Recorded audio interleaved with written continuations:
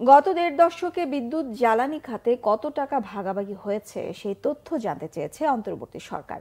এ খাতটিতে একদিকে লোকসানের অজুহাতে ভর্তুকি, অন্যদিকে মুনাফা বোনাসের নামে বছরে শত কোটি টাকা ভাগাভাগি কোম্পানিগুলোর। তথ্য বলছে বছরে মুনাফার ৫% ভাগ বাটোয়ারা হয় কোম্পানিগুলোর কর্মকর্তা কর্মচারীদের মধ্যে।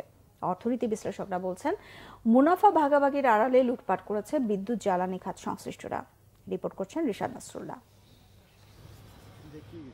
বিদ্যুৎ জ্বালানিতে লোকসান দেখিয়ে গত দেড় দশকে দফায় দফায় দাম বাড়িয়েছে আওয়ামী লীগ সরকার।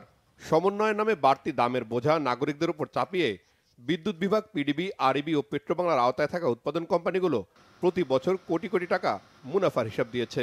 কারণ মুনাফার ৫% ভাগ বাটোয়ারা হয় কোম্পানিগুলোর কর্মকর্তা কর্মচারীদের মধ্যে। ভর্তুকির টাকায় মুনাফা বোনাস ভাগাভাগিকে অনৈতিক, অযৌক্তিক বলছেন বিশ্লেষকরা। এই দামটুকু অতিরিক্ত হচ্ছে কিনা সেটা দেখতে হবে। তার কারণ যদি দামটা অতিরিক্ত না হয় তাহলে সেই ক্ষেত্রে কিন্তু এত বিপুল পরিমাণে এই প্রফিট তারা কিন্তু এই যে কোম্পানিগুলো করতে পারে না এবং তারা তাদের কর্মচারীদেরকে বোনাস দিতে পারে না। তো বোনাস দিচ্ছে তার মানে হচ্ছে যে, এবং বোনাস কিন্তু কম নয়, বিপুল পরিমাণে অর্থ তারা বোনাস হিসেবে নিজেরা নিচ্ছে এবং কর্মচারীদেরকে দিচ্ছে।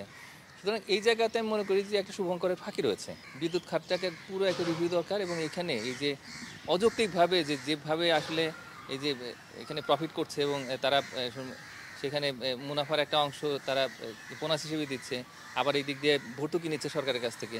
তো এটাকে একটু যদি খতিয়ে দেখা হয় তাহলে আমি মনে করি যে এখানে থলের বিড়ালটা বের হয়ে আসবে এবং সত্যি সত্যি বিদ্যুৎ খাতকে একটা স্বনির্ভর এবং একটা দক্ষ খাত হিসেবে গড়ে তোলার জন্য আমি মনে করি যে এটির পুনর্মূল্যায়ন দরকার। পিডিবির তথ্য বিশ্লেষণ করে দেখা যায় ২০০৮-২০০৯ অর্থ বছর থেকে ২০২৩-২০২৪ অর্থ বছর পর্যন্ত ১৬ বছরে রাষ্ট্রীয় এই সংস্থাটির লোকসান দেখিয়েছে ২,০২,০০০ কোটি টাকার বেশি। এ সময় পাইকারি পর্যায়ে ১২ বার ও খুচরা পর্যায়ে ১৪ বার বিদ্যুতের দাম বাড়িয়ে লোকসান কমানোর চেষ্টা করেছে সরকার। ভর্তুকি দিয়েছে ১,৩৭,০০০ কোটি টাকার বেশি। অন্যদিকে মুনাফা বোনাসের নামে বছরে ভাগাভাগির অর্থের পরিমাণ কম বেশি ১০০ কোটি টাকা। ২০২১-২২ অর্থ বছরে কর্মকর্তা কর্মচারীদের ১৮ লাখ টাকা করে মুনাফা বোনাস দিয়েছিল সরকারি প্রতিষ্ঠান Karnaphuli gas distribution company limited. এই যে বিদ্যুৎ খাতের এবং জ্বালানি খাতের কোম্পানিগুলোর ওই যে কি বলে এই কি প্রফিট শেয়ার, যে এটা আমরা দেখতেছি যে আসলে প্রফিট হয়েছে কিনা সেটা দেখে আমরা এই ব্যাপারে সিদ্ধান্ত নেব। এটা আমরা অলরেডি প্রক্রিয়াধীন আছে।